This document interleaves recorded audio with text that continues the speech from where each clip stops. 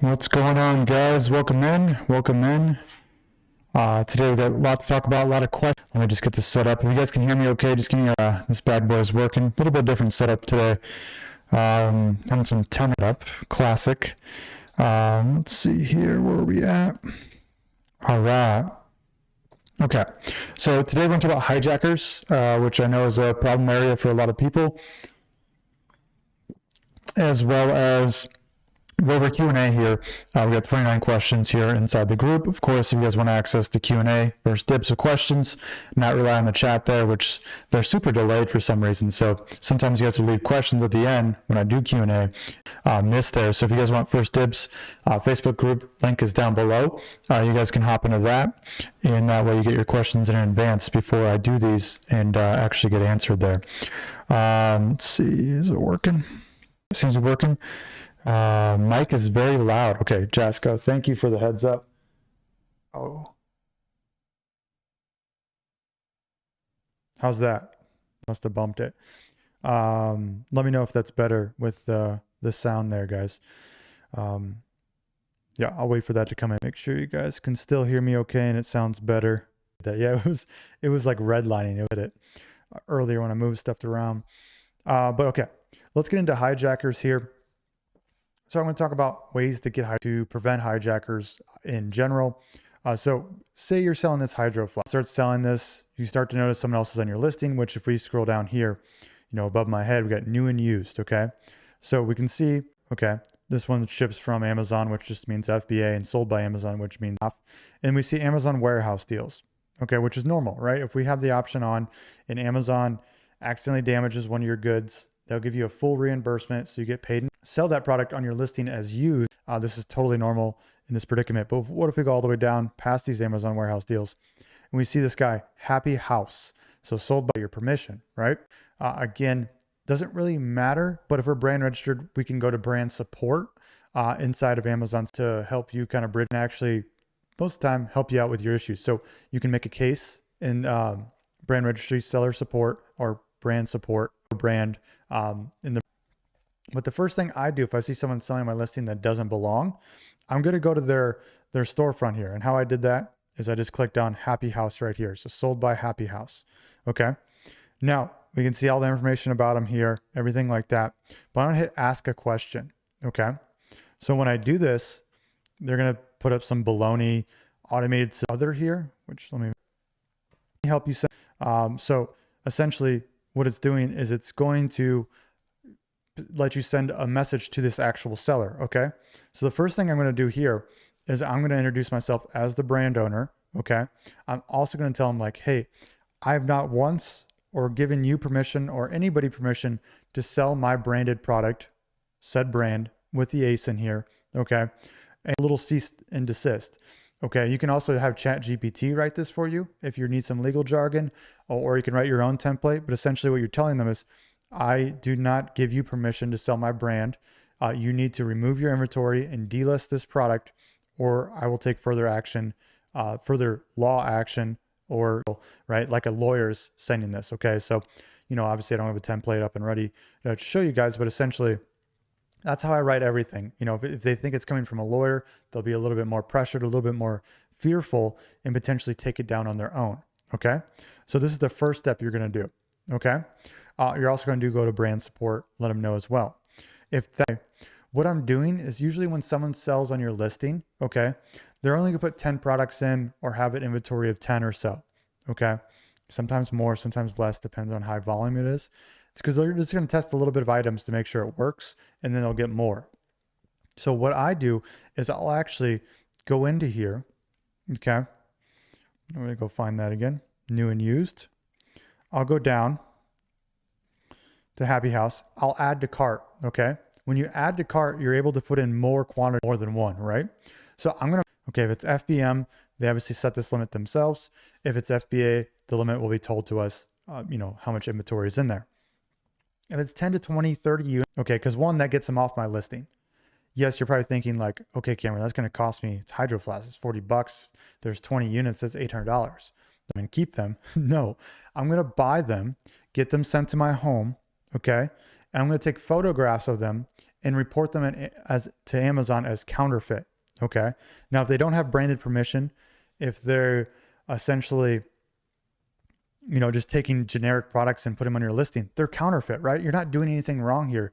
You're just, okay, say they're counterfeit, which you can do on the customer end of your Amazon.com if you go to that order, okay, and you're uploading photos, that will tell Amazon, okay, these are counterfeit, like the listing, they don't have a branded logo, everything like that.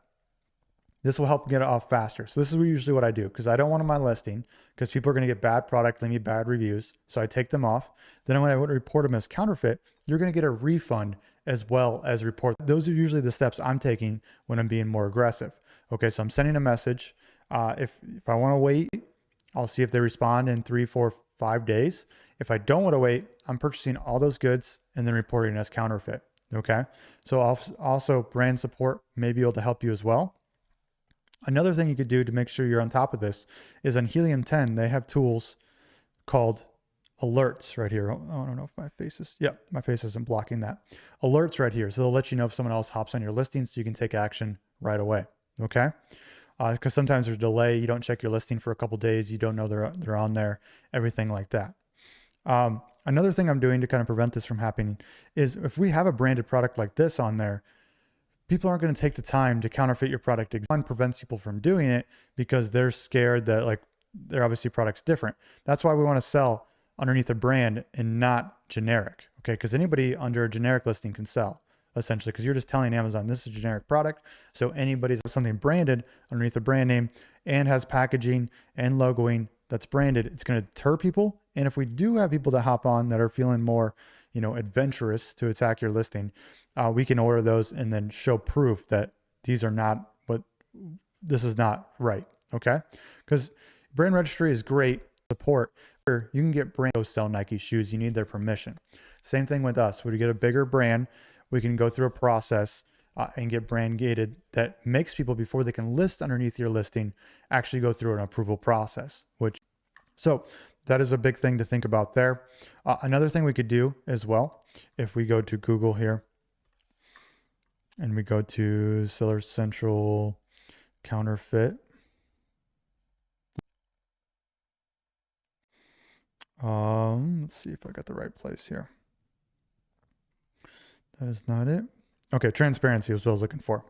Okay, so for brand registered, we can actually go through their transparency program and get QR codes on our product, okay?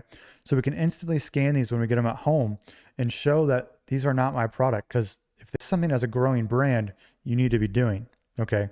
So it's pretty easy. Your product packaging, everything like that, it'll be easy to integrate him in. They just put this on their FN SKU label. They attach it to the left side here. So just to be doing, obviously the supplier is going to handle this for us and get that done for us.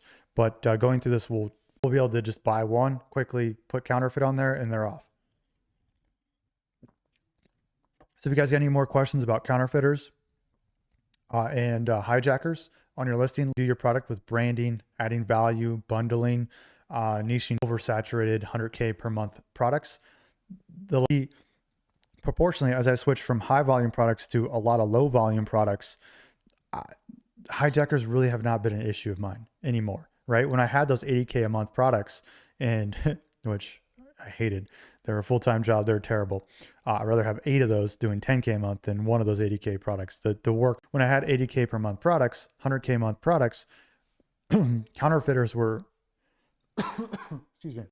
Now with my lower volume products, in not so trendy items, not so kind of disgusting markets, I see them maybe once every 6 months, if even, right? It's that big of a difference for me, especially as we branded more and more and more. On hijackers, let me know in the chat. I'll get to those here once we go through. All right, so we got Abdullah here. 3 sellers are only 2 months. Interesting part is 1 seller is getting 5K plus sales in a month since the product is more organized, well developed with high quality branding. H10 shows only 2 keywords for this niche and search. Go for the niche, or the niche is one brand dominated. I'm in confusion because I cannot research properly as it's very new and have no competition that much. I also looked for Alibaba sourced. So it depends on the product. Obviously, there's a lot more details to go into it, but it's kind of a red flag that one's dominating. Or is that actually units being pushed? If it's units being pushed, stay away. because they're obviously driving external traffic. They're dominating. Could be the brand in general, but they're going to dominate that niche. If it's revenue you're talking about here, it depends on the price point. If it's one-sided by, we got Joshua. Keep getting resistance emails from Amazon about brand approval. They said my product doesn't clearly differentiate from other products like it. That I need to have the brand on the packaging of the product itself. The brand is clearly on the product. I have a custom sample from the supplier. However, I couldn't get a custom box till I get reasonable sized order. Any advice? Yeah, you can go to like a FedEx, Kinko's, or you can go online and make your own branded packaging. You can also use a stamp with your brand on it and put it on packaging. What I do when I get it rejected for this, I'm going to a different asset. I'm going to a branded piece of box, packaging, whether it's a stamp or I order poly bags with my brand name on it. What I'm going to do is I'm going to give them photos of my branded product that are clear branded, as well as packaging, as well as their backgrounds. And I'm going to give them a crap ton of assets where it's like undeniable that I have proof. But sometimes you could be all in the right and you just get a bad. Hi, I'm trying to register my brand on Amazon. I have 2 issue titles. I would want to use a short form of it. Will Amazon allow me to do this? Yeah, just change your title afterwards. I use a LLC incorporated in German office. Should I submit the brand name via my company's seller account or should I? It doesn't really matter, but it sounds like you should just use your LLC account. Influencer marketing worth it? TikTok, etc. Did you ever try and what's your opinion on this? Thanks, and your content is amazing. Thanks, Ray. It's harder than PPC, but once you figure it out, you are out, just one that gives you valuable results. And that's the cool thing about Amazon attribution links. You can give them your each own attribution links to track their success and their metrics. And you can also make your own short form content, TikTok videos, Instagram influencers or Instagram reels, YouTube shorts. I love short form content right now. So this is a great way to drive traffic. TikTok's messing with stuff with the shop. Someone in our group just started their TikTok account maybe a month ago. She's got 1,200 followers and she hasn't even launched her product yet. She's doing that way when it gets up and running. She can just make a post, drive that traffic there and do well. So yes, definitely worth it. It's just tough. Take some trial and error and, skill building, things like that. Brandon McCarthy, how many keywords should I have in each of my well, exact, you should have less. Phrase can have a little bit more. Broad, you can have a little bit more too. I'd say max exact 10 to 15. Phrase 10 to 20. The less the better in my opinion. But again, some products have a lot more keywords to use. Danielia butchered that. Hi, first off, thank you so much for all the valuable info you give. You're welcome. I'm a newbie, live in Canada, have set up a Wyoming LLC and have an EIN. Looking at getting a business banking across info for North American Unified account. Is it better if I get a Canadian corporation and set up my seller account in Canada? I actually do prefer setting up in Canada, but if you already have EIN, you could just use that. But yeah, I usually prefer Canadians to start a corporation in Canada and then start a Seller Central account on Amazon.ca and do the unified North American marketplace because you get access to Mexico, USA, Canada at the same time. Plus Canadian Seller Central is a little cheaper. So you save a little bit of money doing that. And as a process, so I do a cross-border account with one of the big Canadian banks that allows you to US account and a Canadian account. You can also look into wise.com. You can also look into Brett. I've been having some issues lately with my pushing the same product shipped to Amazon. I noticed that numbers looked wrong with too many of each. Talked to Spore a number of occasions, even got them to do a bin check, which seems to show a single item with a 2-pack label. I don't know if something got mixed up with the supplier, the shipper, customs, or if I missed all 2-packs to separate some of them. I don't know what to do now as Amazon keeps telling me wait until receiving is completed, but they keep pushing back the dates when I get to the date. I don't know if there's any way to get them checked. 250 of the reps mentioned that I need to do a removal order. Yeah, removal order is your surefire way, which is a pain in the butt. Yeah, I don't know. Maybe I'd wait. Maybe send back all the 2-packs and everything else is the 1-pack. Just sell those. But yeah, you need a label. When you have a 2-pack, they need to be securely wrapped. And then they need to have a label on them that says, this is a set, do not separate. That's very important. And getting an inspection done in your factory is the sure way to know if that was done correctly. Otherwise, you're looking in the situation like yours, or getting things changed or fixed in Amazon's warehouse, things for you. It's not going to be, even if they try, it's going to be a pretty incomplete process. So your best bet is potentially maybe sending the 2-packs back and just selling the 1-packs for now until you get the 2-packs figured out. Because say they order a 1-pack and they actually get a 2-pack, they're going to be happy, right? There's not going to be a 1-star review because of that. But if they order a 2-pack and just get a 1-pack, that's when the 1-stars are going to flood in. So it's more image infographic issue. What is the current best practice on whether or not to include us first them infographics? I had Amazon One Step do some images. They created a product. The top 2 competitors and features and benefits ours has first theirs. Agency originally included, blah, blah, blah. Blur, remove the look. Just definitely don't show their logo on that. It's okay. It depends. Obviously, if your product is better, you can show that. That's great. So I'm not totally against this. I would do it more us versus all than us versus a single person or a single item. Okay. I would do it more of like, mine has this, where the whole field kind of has this. This is what I changed my product, blah, blah, blah. Tim Garner, what do you do if your inventory is selling fast enough that you won't get more inventory in time? Just sell out, pause listing because you proved the product works. And after your second order, just don't run out again. So just make sure inventory.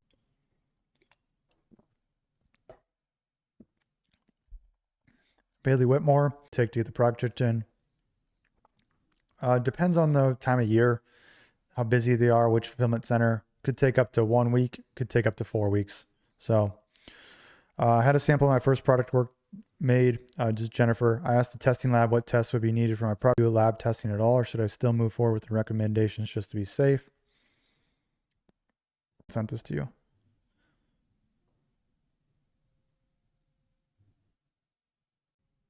Yeah, I would do some research on Amazon side to see what they need, or try to list the product and see what approval you need. You definitely don't want to be in a situation where it requires some testing and you have 30 days to do it and you can't do it in that amount of time, because then they'll just trash your product. You can send to Amazon FBA. Yeah, just go make a shipping order and they'll tell you when to max out. Josiah Azevedo, I was locked out of my account this morning. Don't know what's going on or how I violated any account. I need to get this sorted. Any advice, please? Appealwizards.com would be the sure way to.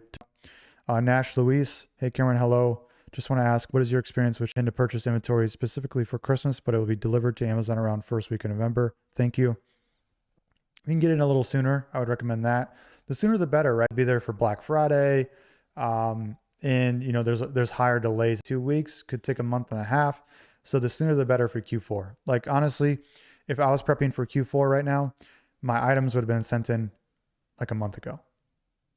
Like that's how much in advance you need to be doing that. You just check my product, send me the report. I'm not happy. There are a few mistakes, scratches, stains on my product. How do you deal with this with the manufacturer? Sorry for doing this that first time. Thanks in advance. That's what the inspection is there for. They need to go through all those products they inspected and fix those up. Depends on how bad the AQL report was. If it's like over 5, 6, 7%, they might need to go through everything because that's a pretty high percentage. And the ones they didn't check, there could be issues with those. Kelsey, hey all, I'm creating out, she said. Okay. Azaya B, hello, is there any possibility of, usually it's one and done. You could try, I guess, but I've never done that. John Nesimito, it's been declined each time, submitted what I asked for, what doing, no idea why I keep getting declined. Contact info on the packaging as well as my product. UPC barcode is also on the package. Assets, possible, but more assets, more photo like. Ahmad E, hello fellow PL sellers. I'm working on my first launch, but I want to know if it's better to launch by Q4 or wait for the next year. Launch as soon as possible. As soon as possible. The quicker you get on Amazon, the better. Like, doesn't matter the time of year. The more time you have to build sales history, the more time you have to build reviews, figure things out, understand PPC, the better. Hello everyone, I'm new to the group. Just started my journey. I've created all my variations. One of which child listing will show first to the customer. I have 12 variations. I need my 2-pack combination display first. That's not up to you. It's whatever's best selling. Shown first. Muhammad Muez, hello Cameron. I had my first ASIN as generic, but I'm unable to edit brand name on edit ASIN option. Can anyone guide me on how to convert my ASIN? They don't like you doing this. That's why it's so important not to list as generic right when you begin. It's important to do it right the first time. If I was going through that, is I would probably hit up brand support, see what they say, maybe like 3 or 4 times to see if you get someone who is actually helpful. And then 2, I would relist underneath the same ASIN, okay, but this time branded, or just make a new listing if I couldn't get through anything like that. Minchi Yang. In the process of creating my listing, I was wondering if I need different UPCs for every part of my product. Let's say my package comes with 1 UPC for any bundle. Mary asked, when is the time to create an Amazon post for your product? Once I get it shipped from manufacturer, or once I payment in for your order? Diana, again, so I'm getting ready to send my first Amazon shipment. My inventory is set up, don't have manufacturer barcodes, using barcodes unless I create a new listing. You can make a different listing, Diana, on the same ASIN. Okay. Yeah, because your FNSKU will change. I'm curious of how that listing was labeled under manufacturing barcodes, but something's not quite right there. But you can relist. You can make a support case. Pretty sure I had someone go through that. Yeah, I believe they had to relist under the same ASIN and then get them relabeled, which hopefully. Fred here, last question. Hello, Amazon USA. Have 8 exact match campaigns with higher bid range placement adjustments, 75 to 150%. 90% of my impressions and clicks are on the product page and very little more clicks from top of search. I decreased my base bid, increased my placement even more, but still most of my impressions are orders from product page, rest of search, which have a lower A cost. I'm also getting higher. Isn't it the goal to convert the top search, even though it's more expensive? If you're a newer product, they're not going to know that you're having. So listing, make sure your price competitive, maybe a coupon. And then other than that, if you're just getting product page bids, essentially, that's fine. You can optimize the exact stuff, 150% bid placement, and it's still not working. You need to fix your conversion and just wait.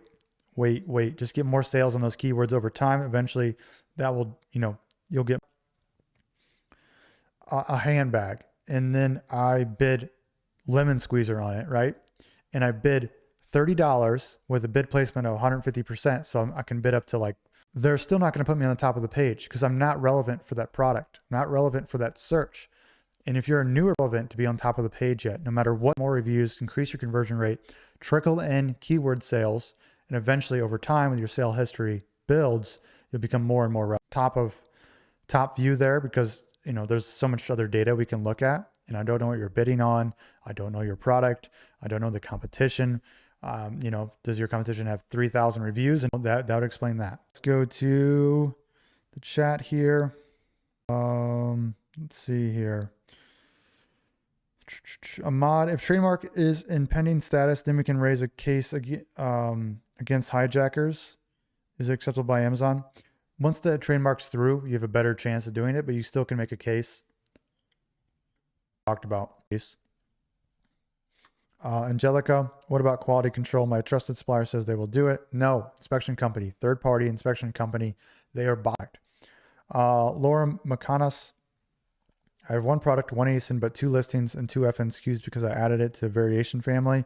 Should I abandon the initial listing and lose that momentum, or what do you suggest? 2 listings. So do you have a parent listing and 2 children, or 1 parent, 1 child? If you have 1 parent, 1 child FNSKU, the parent listing is cool, guys. And we'll see you guys on the next one. Bye.